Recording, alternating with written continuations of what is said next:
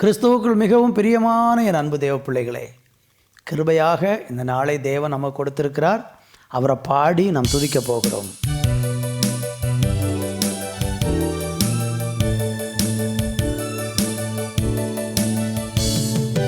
நினைவு கூறும் தெய்வமே நன்றி, நிம்மதி தருபவரே நன்றி.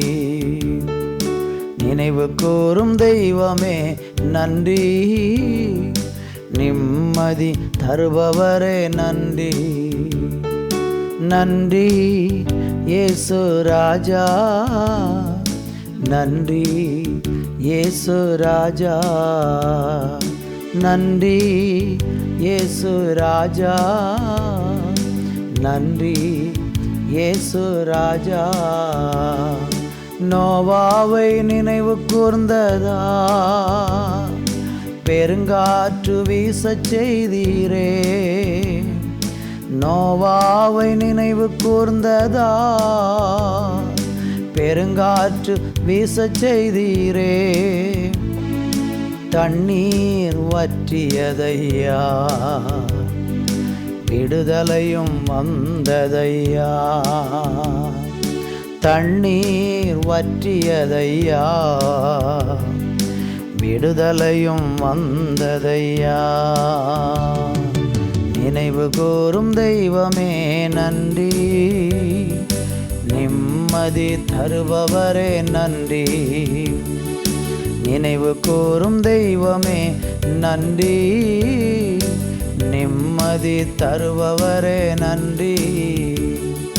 நன்றி இயேசு ராஜா, நன்றி இயேசு ராஜா, நன்றி இயேசு ராஜா, நன்றி இயேசு ராஜா.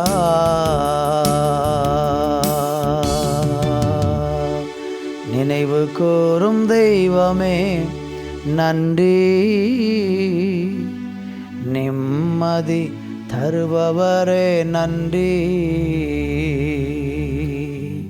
எங்களை நினைக்கிற தெய்வம், எங்கள் மேல் நினைவாயிருக்கிற தெய்வம், எங்கள் மேல் ஆசையாயிருக்கிற தெய்வம், எங்களை கண்ணோக்கி பார்க்கிற தெய்வம். இன்றைக்கும் ஜீவிக்கிறதற்காக உமக்கு நன்றி. உம்முடைய அன்பை நினைக்கிறோம், அரவணைப்பை நினைக்கிறோம், ஆதரவை நினைக்கிறோம், உம்முடைய ஆசீர்வாதத்தை நினைக்கிறோம். நீங்கள் செய்த எல்லா உபகாரங்களை நினச்சி மனதார தெய்வத்துக்கு நாங்கள் துதியும் ஸ்தோத்திரங்களையும் ஏறெடுக்கிறோம். பெரிய காரியங்களை செய்யும் இயேசுவின் நாமத்தில் பிதாவே, ஆமேன், ஆமேன். தேவனுடைய பிள்ளைகளே, எபிரேயருக்கு எழுதின நிருபம் 6ஆம் அதிகாரம் 10வது வசனம் இப்படியாக சொல்லப்பட்டிருக்கிறது. ஏனென்றால் உங்கள் கிரியையையும் நீங்கள் பரிசுத்தவான்களுக்கு ஊழியம் செய்ததினாலும் செய்து வருகிறதுனாலும் தமது நாமத்துக்காக காண்பித்த அன்புள்ள பிரயாசத்தை மறந்து விடுவதற்கு தேவன் அநீதி உள்ளவர் அல்லவே. அன்பு தேவ பிள்ளைகளே, இந்த வசனம் நமக்கு என்ன கற்றுக் கொடுக்கிறது? உங்கள் கிரியைகளையும் நீங்கள் பரிசுத்தவான்களுக்கு ஊழியம் செய்ததினாலும் செய்து வருகிறதுனாலும் தமது நாமத்திற்கு காண்பித்த அன்புள்ள பிரயாசம், அதை மறந்து போவதற்கு தேவன் அநீதி உள்ளவர் அல்லவே அப்படிங்கிறார். நம்ம ஆண்டவருக்காக, ஆண்டவருடைய நாம மகிமைக்காக எதை செய்தாலும் தேவன் அதை மறந்து போகவே மாட்டார். ஆனால் நம்ம செய்யக்கூடிய அந்த செயல்களில் நம்முடைய நோக்கம் சரியாக இருக்கணும். நீங்கள் ஒரு காரியத்தை செய்கிறீங்கன்னா அதில் உள்ள உண்மையான நோக்கம் எதுவாக இருக்கணும்னா தேவ நாம மகிமைக்காக செய்யணும். அதில் ஆண்டவர் மகிமைப்படும்படியாக செய்ய வேண்டும். கர்த்தருக்கு மகிமை உண்டாகட்டும். ஆண்டவருடைய வேதம் என்ன சொல்லுகிறதுனா, நம்ம புசித்தாலும் குடித்தாலும் நம்ம வாழ்ந்தாலும் நம்ம உயிரோடு இருந்தாலும் கர்த்தருடைய நாமத்தின் மகிமைக்காக எல்லாம் செய்யுங்க அப்படிங்கிறார். நம்ம பூமியில் நிறைய காரியங்கள் செய்வதற்கு உண்டு. நம்ம செய்யக்கூடிய காரியத்திலெல்லாம் ஒரு நோக்கம் இருக்கிறது. நோக்கம் இல்லாமல் ஏதாவது செய்கிறீங்களா? இல்லை. எல்லாத்தையும் ஒரு நோக்கத்தோடு தான் நம்ம செய்து கொண்டு இருக்கிறோம். அப்போ நீங்கள் ஒரு நோக்கத்தோடு ஒரு காரியத்தை செய்யும்போது அந்த நோக்கம் எப்படிப்பட்டதாக இருக்கிறது? உதாரணத்திற்கு ஒரு ஆளுக்கு நீங்கள் உதவி செய்கிறீங்க. அந்த உதவி செய்யும் பொழுது உங்களுக்கு பெருமை உண்டாகிறதுக்காக நீங்கள் செய்கிறீங்கன்னா பிரயோஜனமே இல்லை.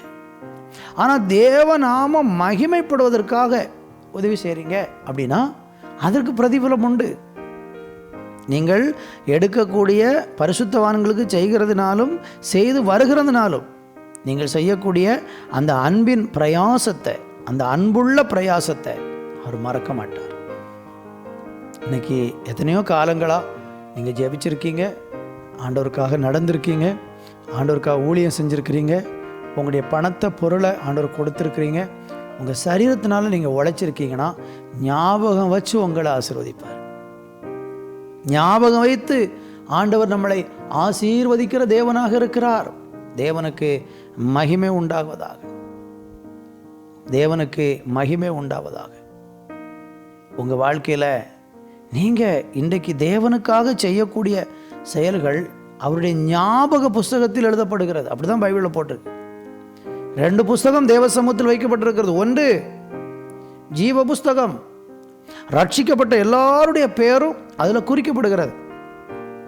அதுக்கப்புறம் அந்த ரட்சிக்கப்பட்டவர்கள் செய்யக்கூடிய அன்புள்ள பிரயாசம், அவங்க செய்யக்கூடிய நற்கிரியைகள் தேவ சமூகத்தில் ஞாபக புஸ்தகத்தில் எழுதப்பட்டு அது ஒரு நாள் நினைவுக்கு வந்து ஒரு நாள் அது வாசிக்கப்பட்டு அதற்கான பிரதிபலனை ஆண்டவர் கொடுப்பார். நமக்கு நல்லாவே தெரியும், ரூத்தின் சரித்திர எஸ்தரின் புஸ்தகத்தில் நீங்கள் படித்து பார்த்தீங்கன்னா மொர்தெக்காயை குறித்து சொல்லப்பட்டிருக்கு. ராஜாவை கொல்ல வேண்டும் என்று சொல்லி சிலர் திட்டமிட்டாங்க. ஆகாசுவ ராஜாவை கொல்லணும்னு சிலர் திட்டம் போட்டாங்க. ஆனால் அதை மொர்தெக்காய் கண்டுபிடிச்சு உடனே அரண்மனைக்கு சொல்லி அனுப்புவார். உடனே அவங்கள பிடிச்சு கொண்டு போட்டுருவாங்க. அது உடனே 4ஆம் புஸ்தகத்தில் எழுதப்பட்டது. 4ஆம் புஸ்தகத்தில் எழுதப்பட்டுட்டு ஆனால் மறந்துட்டாங்க. ஒரு நாள் ராஜாவுக்கு ராத்திரி தூக்கம் இல்லை. அவர் 4ஆம் புஸ்தகத்தை கொண்டு வந்து வாசிக்க சொன்னார்.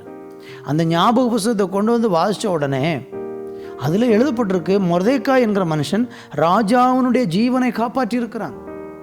உடனே ராஜா கேட்குறாரு, அந்த மனுஷனுக்கு ஏதாவது நம்ம பலன் செய்தோமா? எல்லாரும் சொல்கிறாங்க, இல்லையா, அவங்களுக்கு ஒன்றுமே செய்யலை. அவனை அழைத்து அவனை கனப்படுத்தணும்னு சொல்லி அந்த சதி செய்த ஆமானை கொண்டே கர்த்தர் அவனை வீதி வீதியாக கொண்டு போய் அவனுடைய பெயரை புகழப்பட வச்சார். ஒரு ராஜாவே ஞாபக புஸ்தகத்தில் ஞாபகப்படுத்தி ஒரு மனுஷனை உயர்த்துறாருன்னா ஜீவனுள்ள தெய்வம் அவருக்கு செய்ததை மறப்பாரா? மறக்கவே மாட்டார். அதனால் தேவன் மகிமைக்காக நல்லா செயல்படுங்க, நல்லா ஓடுங்க, நல்லா ஊழியம் செய்யுங்க. பாஸ்டரோட சேர்ந்து ஊழியக்காரோட சேர்ந்து நல்ல சபையில் ஐக்கியமாக இருங்க. உங்களுக்கு கொடுக்கப்பட்ட ஊழியத்தில் நல்லா உற்சாகமாக இருங்க. நீங்கள் இருக்கிற இடத்துல நல்ல உண்மையாக இருங்க, பரிசுத்தமாக இருங்க, சாட்சியாக இருங்க. அப்படி இருக்கும்போது உங்கள் அன்பின் பிரயாசத்தை தேவன் மறக்காமல் உங்களை ஞாபகப்படுத்தி ஆசீர்வதிப்பார். ஒரு நாள் தேவனதை நினைவு கூர்ந்து உங்கள் பிள்ளைகளையும் உங்கள் சந்ததிகளையும் ஆசீர்வதிக்க போகிறார். ஜெபிக்கலாம். நல்ல பிதாவே, எங்களுடைய அன்புள்ள பிரயாசத்தை மறந்துவிடாமல் ஞாபகம் வைத்து எங்களை ஆசீர்வதிக்கிற எங்கள் ஜீவனுள்ள தெய்வத்திற்கு நாங்கள் நன்றி சொல்லி மகிமைப்படுத்துகிறோம். எங்களை தாழ்த்தி உடைய கரங்களில் ஒப்பு கொடுக்கிறோம். நீர் மகிமைப்படும். இயேசுவின் நாமத்தில் பிதாவே, ஆமேன், ஆமேன்.